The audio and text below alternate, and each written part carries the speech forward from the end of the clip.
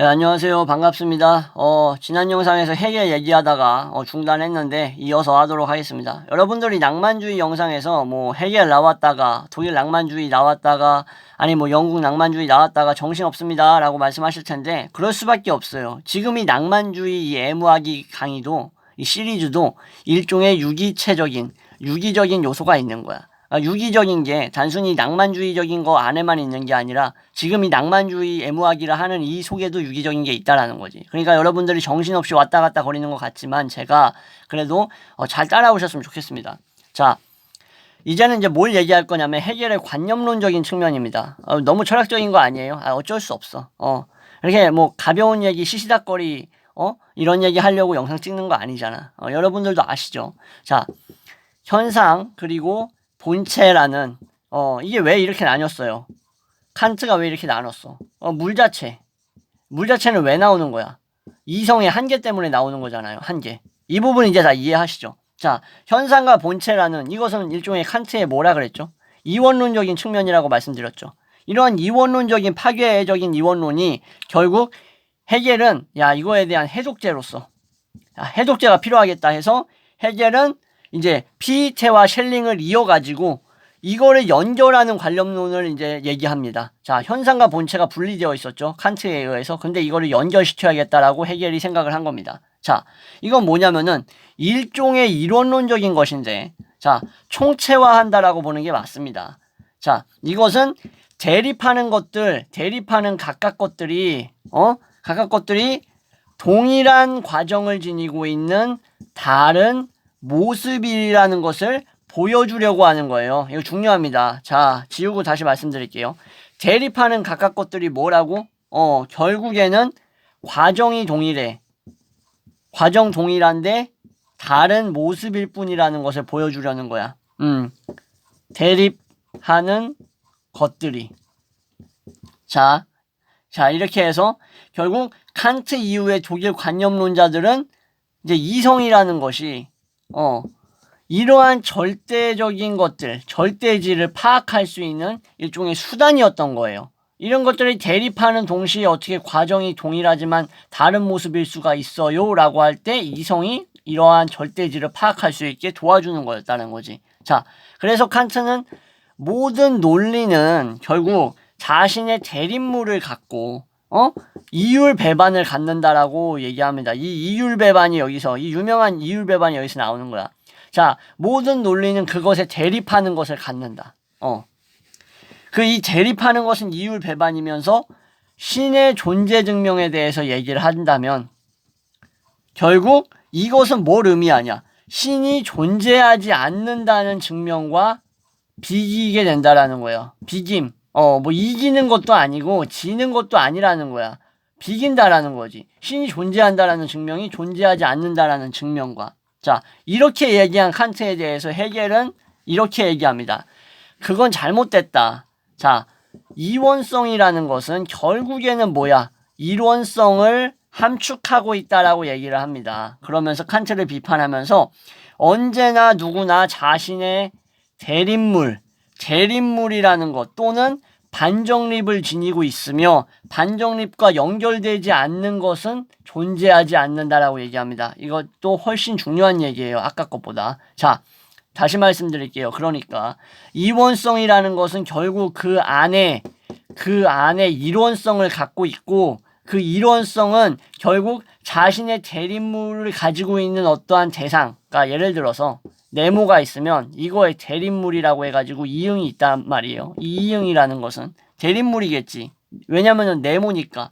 자, 이것은 결국 함축되어 있다라는 거지. 이원성 속에 이론성이. 그래서 언제나 네모가 자신의 대립물로서 이응을 가지고 있는데 이것과 연결되어 있을 수밖에 없다라는 거야. 네모를 생각하면 결국 이응이 연결되어 있다라는 것을 우리는 알 수 있다라는 거야. 함축되어 있다라는 것을. 여러분들 선이라는 것을 생각한다는 것은 결국에는 악이라는 요소가 있다라는 것을 전제하는 것과 비슷한 겁니다. 여러분들 완전한 선이라는 걸 알 수 있으려면 악이 없으면 어떻게 선이라는 걸 알 수 있어요? 뭐 여러분들 새로 뭐 창조해낼 겁니까? 아니잖아요. 그러니까 결국에는 해겔이 말하고자 하는 원리도 뭐 100% 이건 아니겠지만 이러한 메커니즘으로 이해하시면 여러분들이 이해하시기가 편한 거예요. 한마디로. 자, 이원성 안에는 이론성이 함축되어 있다라는 거야. 결국 서로가 존재하지 않으면 서로에 대해서 파악할 수 없는 것이고 한쪽이 없으면 이거 한쪽도 완전히 알 수가 없는 거지. 선악이라고 얘기했을 때 우리가 이 선악이라는 거에는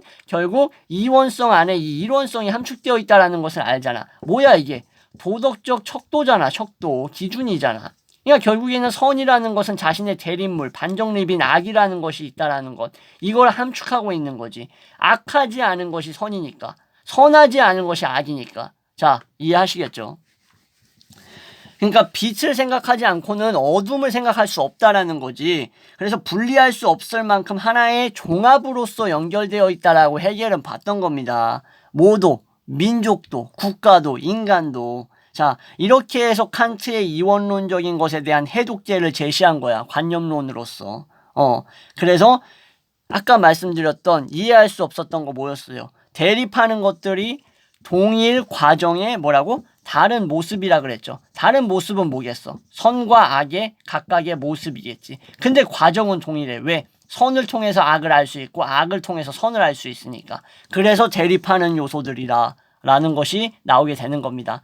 이 말이 이제 이해되시겠죠? 자, 그래서 고정된 이러한 이항 대립이라는 것은 하나의 항과 하나의 항이 서로 대립하고 있다는 뜻입니다. 말 그대로. 이러한 이항 대립을 극복할 가능성은 사실상 결국 나중 가서 이제 뭐 포스트 모더니즘 해가지고 자크 데리다 나오는데 이 자크 데리다 나오면은 좀 더 이제 집중적으로 이제 들어갈 생각입니다. 제가 뭐 언제 자크 데리다를 다룰지 모르겠어. 뭐 언젠간 다루지 않을까? 자크 데리다에 대한 어떤 뭐랄까 이론서라던가 이런 것도 몇 번 봤으니까.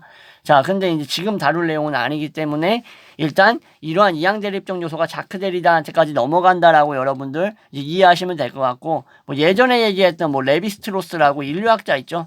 구조주의 인류학자. 이 사람도 이제 이항 대립적 측면을 통해서 이러한 인류의 모습을 파악했던 사람 중에 하나입니다. 궁금하신 분들은 제 영상 중에서 레비스트로스 생애와 사상 한번 찾아보시면 아, 이항 대립적인 게 이런 거구나라고 좀 아실 수도 있을 거예요. 자, 그 다음에는 이제 역사 발전에 대해서 이 해겔이 얘기했던 역사 발전 뒤에 존재하는 그 뒤 배후에 존재하는 해겔의 이러한 변증법적인 것들, 아까 말씀드렸던 요소로서 파악할 수 있는 변증법적인 역학은 결국 또 누구한테 영향을 주냐면 칼 마르크스에까지 영향을 줍니다. 자, 그래서 이 칼 마르크스의 정치 이론에 이러한 해결적인 요소가 나오게 됩니다. 자, 마르크스는 인간이 진보하는 데 있어서 여러분들 이 마르크스 유명하니까 다 아실 거예요. 인간이 진보하는 데 있어서 해겔의 변증법적 이론, 해겔의 그 변증법 이론을 이제 자유상태를 가정하면서 여기에 대해서 이거를 물질적인 실현으로서 구현할 수 있는 어떤 이러한 실천 철학으로서 이러한 변증법을 어떻게 해요? 결국 전환시키게 됩니다. 그래서 이거를 뭐라 불러요? 변증법적 유물론이라고 정의하지 않습니까? 그죠?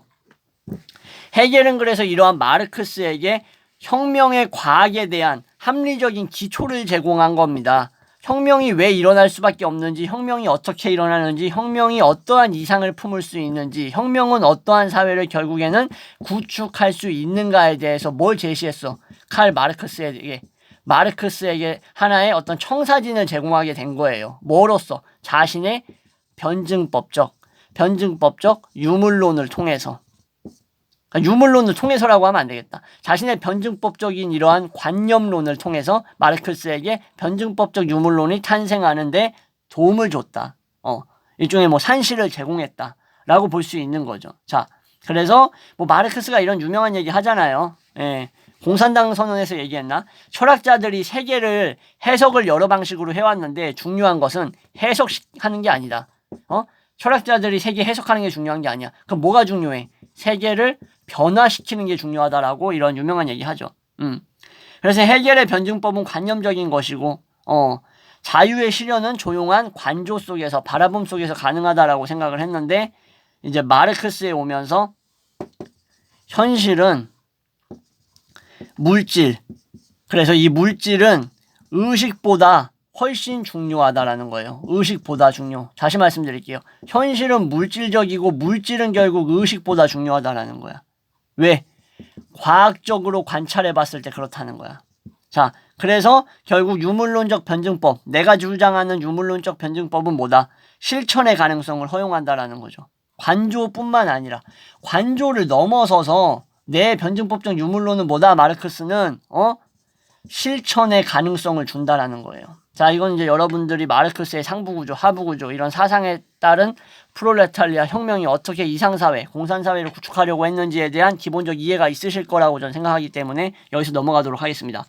자, 그리고 오늘은 이제 헬덜린까지 말씀드리고 끝낼 건데, 헬덜린 뭐 네가 헬덜린 시 읽어주면서 충분히 설명한 것 같은데 라고 생각하시겠지만 설명 덜 했습니다.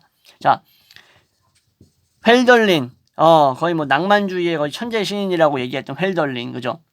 잊혀지지 않는 어떤 위대한 어떤 인물이죠. 그래서 그리스 히란 문화의 열렬한 숭배자. 열렬한 숭배자라는 이름이 멋있네.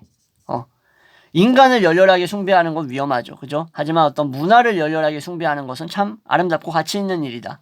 그리고 헬덜린의 송가, 찬가 이런 것도 유명했죠. 그래서 고전적인 형식들을 어떻게 했어요? 이상화했잖아, 이상화. 예찬했잖아. 그러면서 자기 시에다가 채용했죠.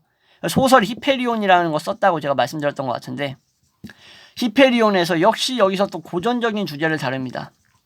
그리고 생각과 존재에 대한 새로운 사고방식에 대해서 탐구합니다. 자, 헬덜린은 이 인간과 자신의 어떤 근원, 이거를 재결합시킬 이러한 어떤 민족 종교를 생각해냈습니다. 민족 종교.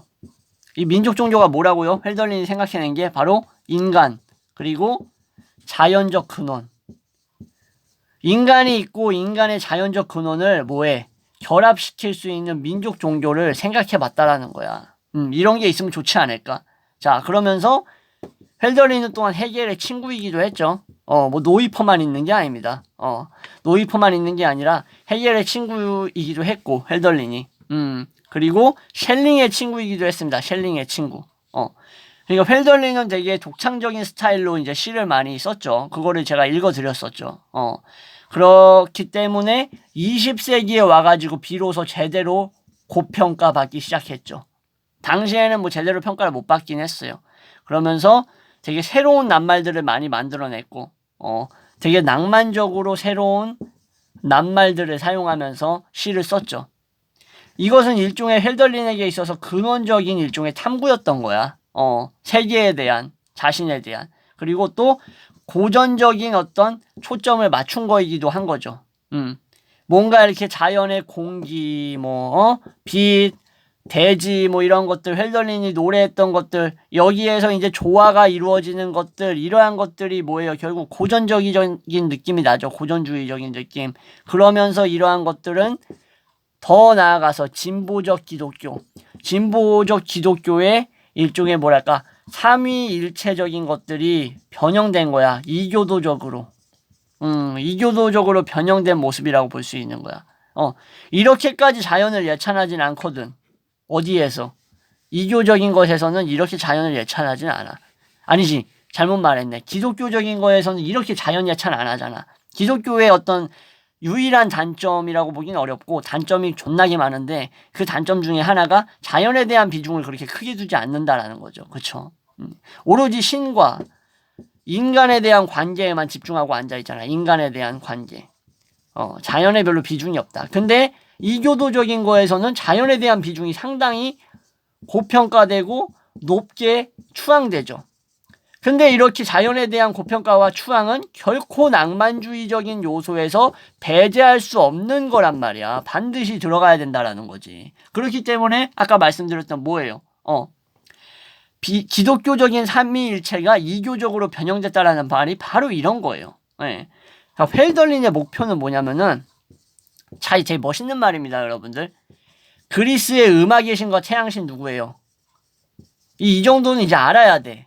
단독자의 이 영상을 보는 구독자가 그리스의 태양신, 음악의 신 모르면 이거 마탱이 간 거야, 진짜로. 내가 좀 강하게 말해서. 아폴론이잖아요, 아폴론. 아폴론을 누구랑 동일시했을까? 바로 예수 그리스도하고 동일시했던 겁니다. 신기하죠? 통일시킨 거야, 한마디로. 뭐에서? 자신의 문학 속에서, 자신의 글 속에서 이교적인 것을 기독교적인 진보로서, 기독교적인 진보적 삼위일체를 이교적인 표현으로서 언제든지 왔다 갔다 할 수 있는 일종의 하나의 유기체적 통합으로서 바라봤던 거지. 해겔의 영향도 있었겠죠. 어떤 변증법적인 냄새도 흘러나오죠, 여기서. 예. 신은 가까이에 있으나 파악하기 어려운 것이다 라고 헬덜린이 얘기하면서 그리스도교의 어떤 추종자이기도 했지만 동시에希腊의 숭배자이기도 했던 사람. 그래서 헬덜린은 괴테와 실러가 이제 활약했던 낭만주의에서 뭐예요? 바이마르 고전주의로 넘어가는, 그죠? 이거에 순응하기에는 어땠을까, 여러분들? 너무나 개인적이었어. 여기서 얘기하는 그런 조화와 이상을 논하기에는 너무나 어떤 주관성이 뚜렷했던 사람이에요. 이 말이 이제 이해되시죠? 여러분들 헬덜린 시를 제가 올려놨으니까 그거 보시고 나서 이 영상 다시 한번 정주행하시면은 뭔가 가슴에 팡 와닿는 게 있을 거야. 자, 그래서 괴테와 실러의 바이마르적 고전주의, 질풍노도가 몰아치고 나서 다가왔던 고전주의에 순응하기에는 어땠다? 주관성과 개인성이 너무 강했다. 헬덜린이 보기에 시인이라던가 철학자는 어떤 존재였을까? 바로 새 속에 있는 사제 그리고 고립된 인간이었어요.